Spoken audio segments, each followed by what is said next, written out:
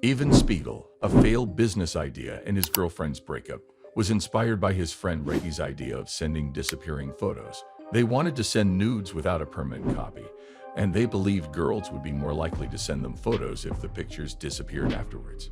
However, Ivan realized its potential went beyond that, as it would allow people to share things more freely without worry. They decided to split everything 50/50ths and started coding together.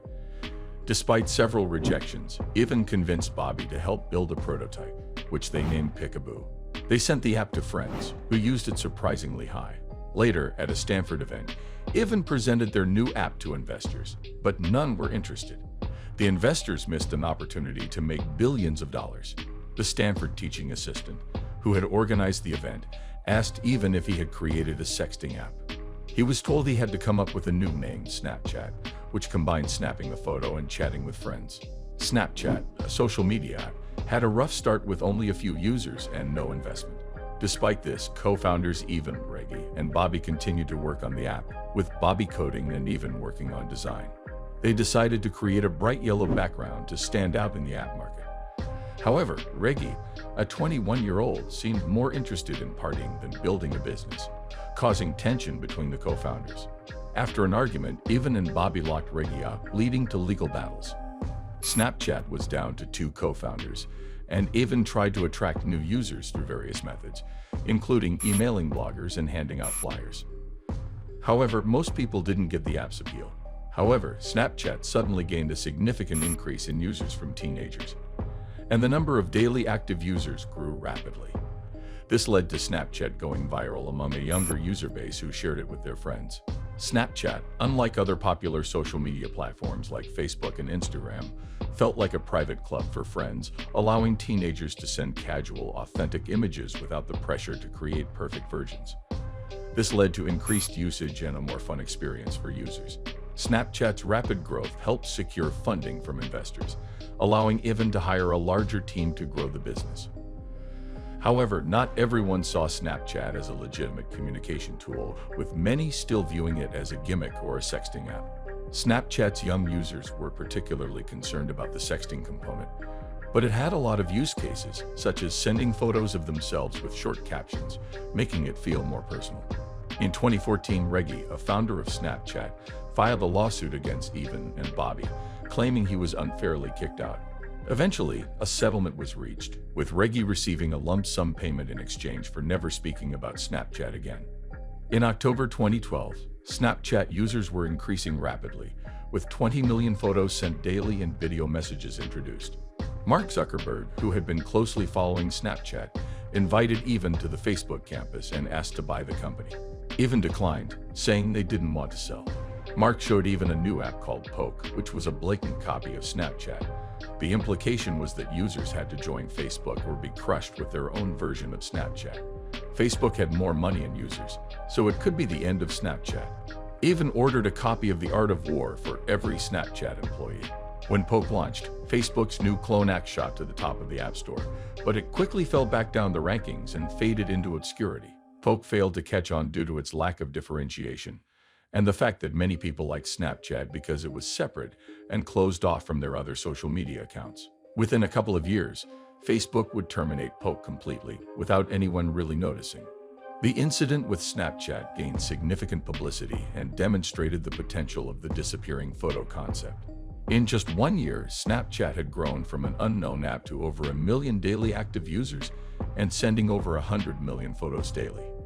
The Snap Me verb became a verb, and Zuckerberg was determined to keep up with the success of the app.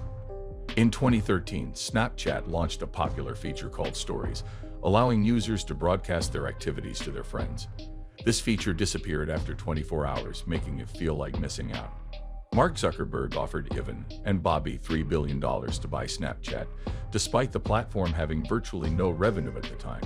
Both Ivan and Bobby own roughly 25% of Snapchat, and if they accepted the offer, it would have a personal net worth of hundreds of millions of dollars.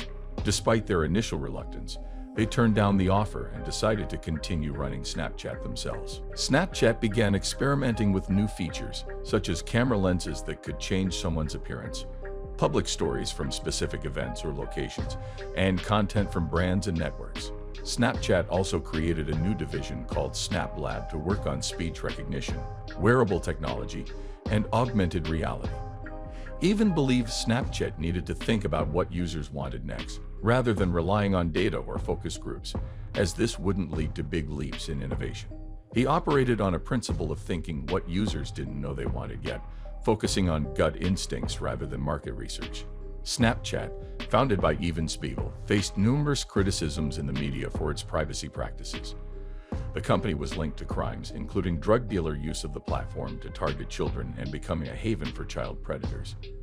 In 2013, a security research group reverse-engineered Snapchat's app, allowing hackers to access usernames and phone numbers. The company also faced charges from the FTC over privacy concerns, as Snapchat collected more data than it claimed and snaps did not disappear as they were supposed to. Despite these scandals, Snapchat's perceived value came from its over 100 million active users, which could be monetized at a later point. Many in the media called for Evan's immediate resignation, fearing that after these scandals, it would be impossible for big corporations to make serious deals with Snapchat. Snapchat, a popular social media platform, was spending over $100 million a year by 2014, and CEO Evan Spiegel wanted to prove its sustainable business model. They began testing ways to make money, such as allowing users to pay 99 cents to replay a message and introducing a feature called Snapcash. However, the big money came from advertising, as Snapchat's ad platform was basic and expensive compared to Google or Facebook ads. Snapchat had a unique advantage in reaching a younger demographic, as kids and teenagers had their attention on the app. As Snapchat expanded its advertising services, ad revenue started rolling in. Meanwhile, Facebook tried to imitate Snapchat by creating new apps and integrating Snapchat features into existing apps. Instagram Stories, a clone of Snapchat, gained 250 million daily active users by mid-2017, surpassing Snapchat Stories. Snapchat's stock lost $1.3 billion after Kylie Jenner tweeted about the company's decline. However, Snap Incorporated renamed itself in 2016 and began expanding beyond Snapchat. The company launched Snapchat Spectacles, a pair of sunglasses that record videos wirelessly sent to a user's chat account.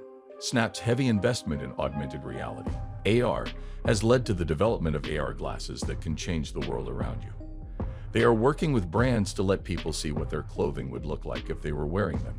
Spectacles could become a new way to see the world, with unlimited creative possibilities. Snap's AR work, along with its acquisition of Bitmoji, could put them in direct competition with Facebook.